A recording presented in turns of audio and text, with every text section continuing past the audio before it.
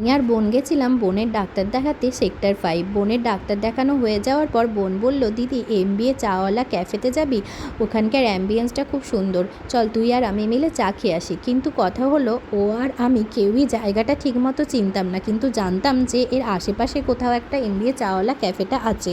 তো রিক্সাকে বললাম যে এমবিএ চাওয়ালা ক্যাফেতে নিয়ে যাবে, তো দেখলাম রিক্সা দাদা জায়গাটা চেনে। তো তারপর ও আমাদেরকে ওখানে নিয়ে গেল, আর ওখানে গিয়ে দেখলাম সত্যিই ওদের জায়গাটা খুব সুন্দর, ক্যাফেটা খুব সুন্দরভাবে সাজানো।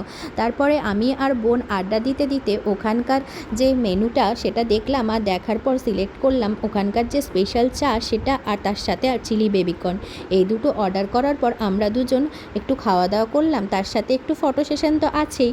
তারপর আমার যা বাড়িতে ছিল বলে ওর জন্য একটু চিলি বেবিকর্ন নিয়ে নিলাম।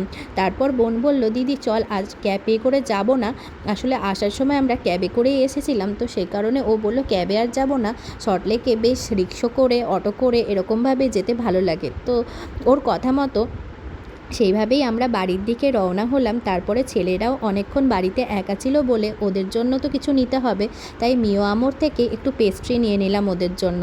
তারপর বাড়িতে এসে ফ্রেশ হয়ে রায় বাড়িতে ছিল, রায়ের সাথে একটু মজা করলাম, খেলা করলাম, আর ও তো মোবাইল দেখলে ভীষণ খুশি হয়ে যায়, তো বৌমণি ওকে কার্টুন চালিয়ে দিয়েছিল, আর কার্টুন যেখানে চলবে সেখানে ও আস্তে আস্তে এগিয়ে যাবে আর কারোর দিকে তাকাবে না।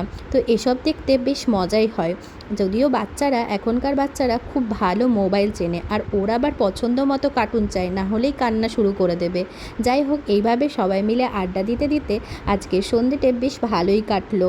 আর তোমাদের সাথে আজকে একটা মিনি ভিডিও শেয়ার করলাম, তোমাদের যদি ভালো লেগে থাকে একটা লাইক ও শেয়ার করে দিও। চলো আজকের মতো টাটা।